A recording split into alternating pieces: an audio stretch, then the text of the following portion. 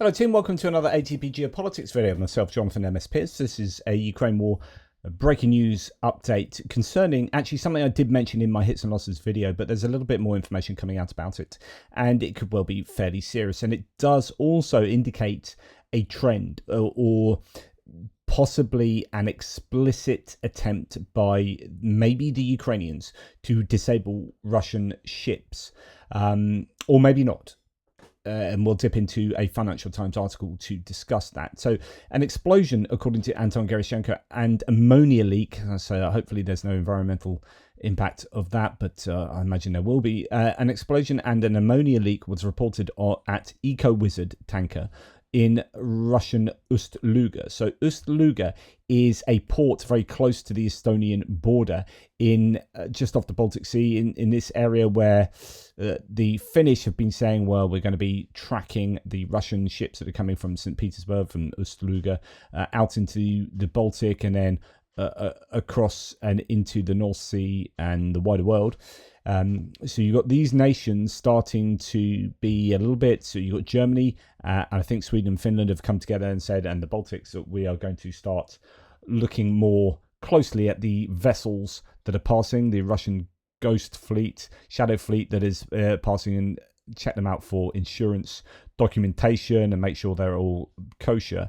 But anyway, that's where Ust-Luga is. An explosion there has caused this Eco-Wizard tanker to then return to port. So Russian Transportation Ministry reported a minor leak of liquid ammonia during a loading incident. So this is a loading incident. According to Russian Telegram channels, the incident took place as ammonia was being loaded onto the vessel. Holes appeared in the hull of the vessel and water is pouring into it. The vessel reportedly continues to sink. The crew has been evacuated. This is the 6th vessel this year that has exploded after going into Russian ports. So Special Kherson Cat reported this morning that an explosion occurred. So rather than an incident to do with loading, an explosion occurred on the ammonia tanker Eco-Wizard at the port of Ust-Luga in Russia's Leningrad region. The incident reportedly took place during ammonia loading operations. As a result of the blasts, the vessel's hull sustained breaches, allowing significant amounts of seawater to enter. This caused the ship to begin sinking and list to port. The 20-member crew was promptly evacuated to shore and no injuries. So it's not a case of returning to port, listing to the port side. And no injuries have been reported at this time. The vessel continues to sink. Now, that's significant because it's not a one-off, it seems. So if you remember, I reported the Vilamora off the coast of Libya was transporting Kazakh oil, about 1 million barrels of it, when that had an incident on the ship, and that had called to the Russian port of Ust-Luga previously. So these ships appear to be running into some trouble after having visited Russian ports. The Financial Times reported the other day, so prior to this one, but after the Vilamora incident, said sabotage suspected as mystery blasts hit oil tankers. 5 vessels are hit, so now 6, and it claims with limpet mines this year shortly after visiting Russian ports. 5 vessels been hit by deliberate blasts this year, with the latest incident flooding the engine room of the Greek-owned tanker the Vilamora last week as it sailed off the coast of Libya. All the vessels called at Russian ports within weeks of the attacks, prompting some security experts to suggest that Ukraine had a hand in the explosions. Kiev's not addressed whether it was directly involved, but its security forces have a record of covert action against Russian interests. Ukraine's military intelligence released a statement on Tuesday that described the Vilamora as a tanker belonging to Russia's shadow fleet. One security advisor in the sector said that initially all fingers had pointed to Ukraine, but differences in the nature of the attack on the Vilamora, which was hit on its hull rather than its side, have generated theories about whether the potential saboteurs were responsible for at least some of the attacks.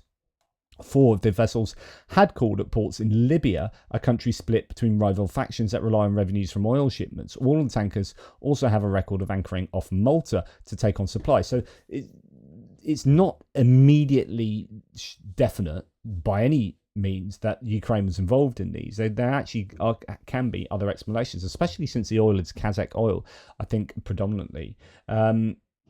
So yeah, if we come down to here, 4 of the vessels belong to well-known Greek and Cypriot ship owners of Vilamora, hit last week, part of the Cardiff group of George Ekonomu, a shipping entrepreneur. The Sea Charm hit in January off Turkey, and the Sea Jewel hit in February in Italy. Both belong to Thenemaris, a large shipping group controlled by Nicolas Martinos. The Grace Ferrum, damaged off Libya in February, belongs to Cyprus's Saimare.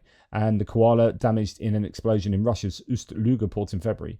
This ship was placed under sanctions by the EU in May for improper transportation of Russian oil. So that one is, it seems, very much a part of the Shadow Fleet. There is no suggestion the other vessels though, breached the G7 rules by carrying Russian oil bought for more than $60 a barrel. Ship tracking data suggests the vessels attacked called mainly at Russian ports that handle oil produced in Kazakhstan. That is not subject to sanctions. So interesting to kind of speculate as to what is responsible for all of these incidents. And they may be unconnected, or some of them may be connected, or all of them may be connected.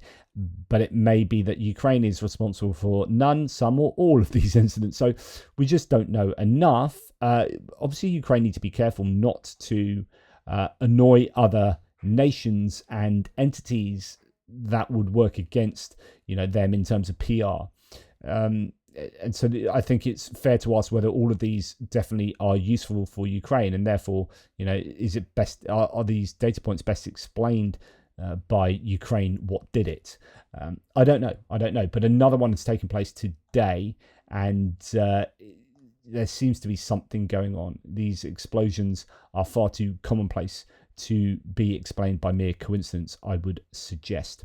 Anyway, that's enough from me. Let me know what you think, and I wonder if there are any other incidents that we can add to this list. Anyway, take care. Speak to you soon.